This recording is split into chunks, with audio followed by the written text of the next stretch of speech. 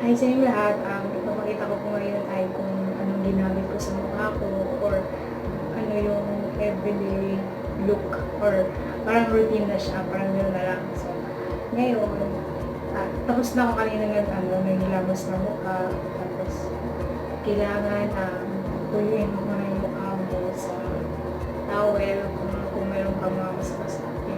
Tapos, pag naghilamos ako, yung ginagamit ko ay ito. Yung pure white na pants. Yan siya. Matagal na akong gumamit nito, siguro more than 3 years ba siya or 4 years. Yung pants na yan, yun. Yan siya. Okay naman sa akin. Yan lang talaga yung ginamit ko palagi. Tapos, yung gagawin ko araw-araw kasi wala talaga akong kilay. Walang kilay, kaya sa akin is kilay is life.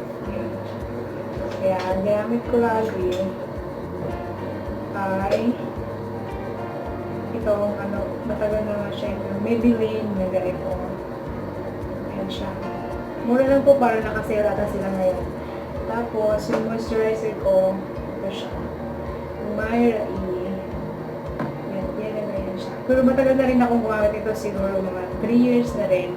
Nag-try na ako nito, pero okay naman siya. Effective naman siya. Yun na, may resulta yun. Tapos, ayan. Gagawa na tayo ng kilay. Sa akin naman, simple lang naman yung gagawin ko sa kilay ko kasi wala talaga akong kilay. Yun lang siya. Kaya, shadean mo lang daw talaga eh. Sabi nila, shade mo lang. Sa may buhok. Huwag lang yung walang buhok. Ayan. Hindi naman siya masyadong perfect sa akin, pero kaya na rin. Practice lang ang practice hanggang maging okay. Minsan okay siya, pero minsan naman hindi. Pero okay na yan. At least, naka-practice ka na. Sa katagalan maging okay din naman yun. Parang sabi na nila, try until marunong ka na. Try until marunong ka na. Ayun. So, ganyan lang siya. I-shade mo pa ng i-shade. Sa akin kasi gusto ko mas dark. Mas dark pa siya. Kaya medyo sa kilay, medyo sobrang tagal ko talaga.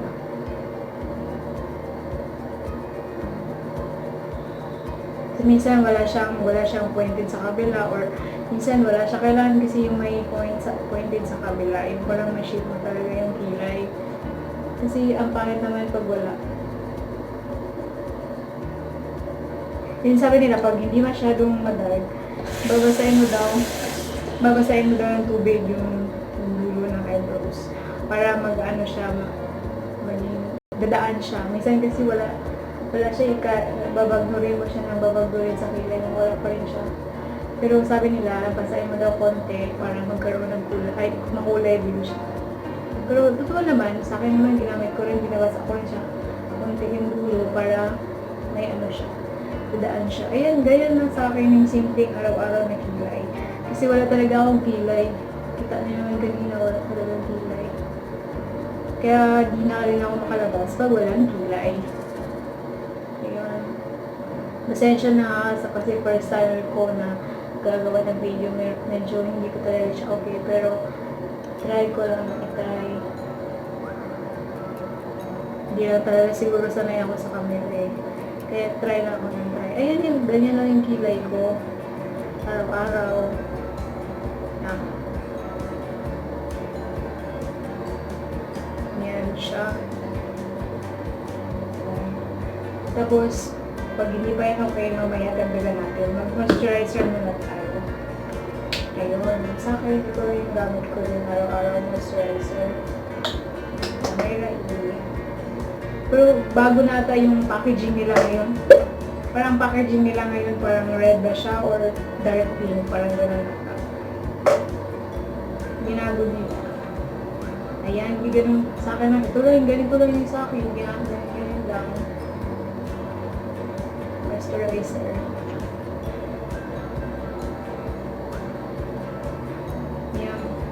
Pasensya na, ang laki-laki ng mukha ko. Ayan siya. Yep. Kakalat-kalat mo lang siya. Minsan po gusto mo yung hindi masyadong hindi siya masyadong malag. Hindi naman to kasi malagkit kasi siya, masipsip siya agad sa balat.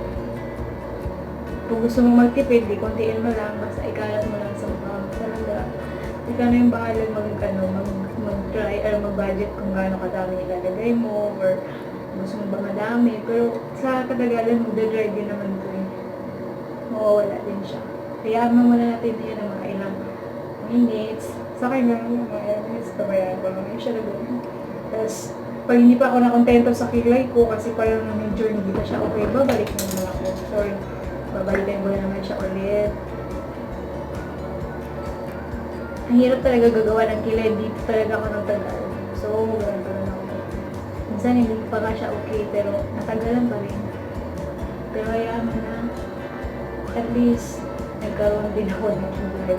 Nagkaroon ng kilay. Ayun.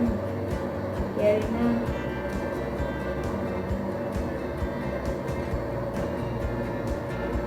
Ano siya. Pero mas okay pag dark pa siya. Dark ko natin siya konti. Para mas maganda.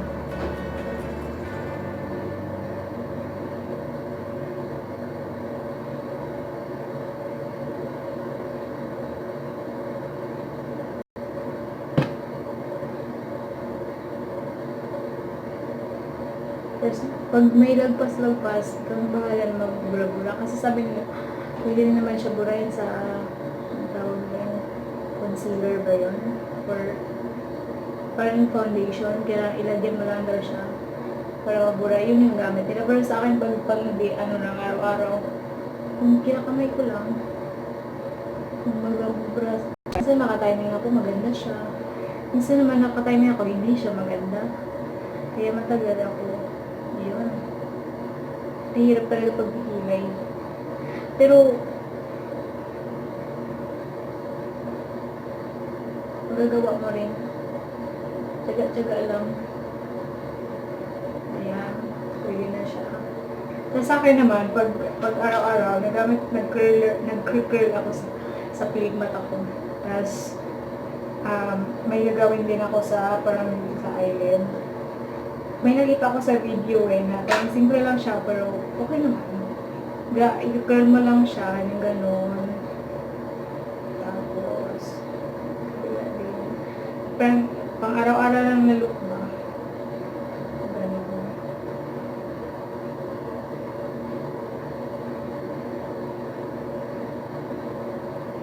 Ayan. Tapos, ganyan na, may kilay na ako. Masasabi mo na talaga, Kilay is like, natuyo na yung natuyo na yung moisturizer. Tapos, isabi nila kasi, paggagamit mo din daw ito sa mga eyelid. Ako ginagamit ko to sa mga ganito, pag eyelid. Parang gano'n mo lang, para may kulay daw. Gano'n siya. Tapos sa kabila din. Kung gusto mo mas dark, pwede naman. Pwede naman kung mas lighter. So, ikaw nang bahala.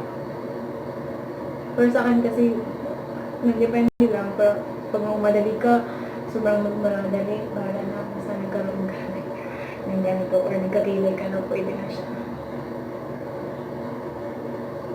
Ayan. Kung ikaw bahala kung gusto mo lagyan sa ibabaw o dito, pwede din. Kung gusto mo mas curler pa, pwede din. Ikaw nang bahala. Basta pang araw-araw na siya. Na tsura. Yun. Tapos na, ganyan lang yung ko, ganyan lang yung gusto ko na magkaroon naman ng kilay. Ayun. Para sensya na sa background. Ayun. Ganyan natimba, mabaldi. Kasi wala kami kasi magkada dito. Ito.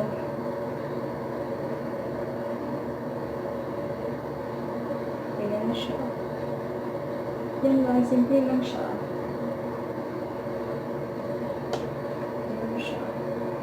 Kilay is life.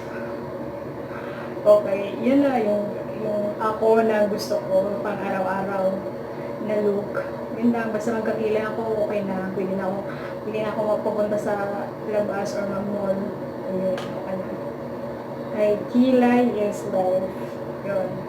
Ayun, thank you sa nanonood, salamat. At pasensya na, first time, kaya medyo hindi pa siya masyadong okay, pero I try pa rin.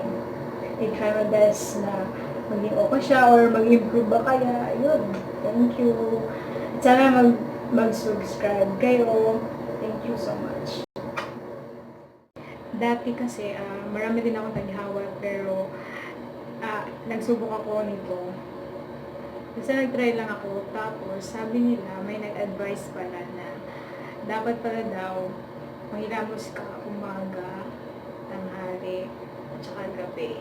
Pero nasa na yun, baka bawal kasi manghilamos pag sa gabi kasi depende yun sa trabaho. Baka di ba sabi nila kung minsan yung parang nalabo yung mata kasi talaga nanghilamos. Pero sabi talaga nila, mas okay daw yung nanghihilamos. Kung hindi man 3 or 2 lang, sa umaga, ito gamitin mo. Tapos bago matulog, ito na naman ang gagamitin mo.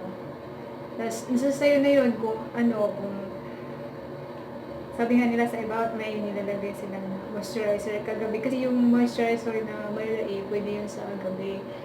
Babad mo daw sa gabi. Pero sa akin lang kasi, umaga ko lang siya ginagamit. Tapos, bago ko natulog, ito lang talaga yung ginagamit ko. Nahilamos ako. Ayun. Yun na. Pause.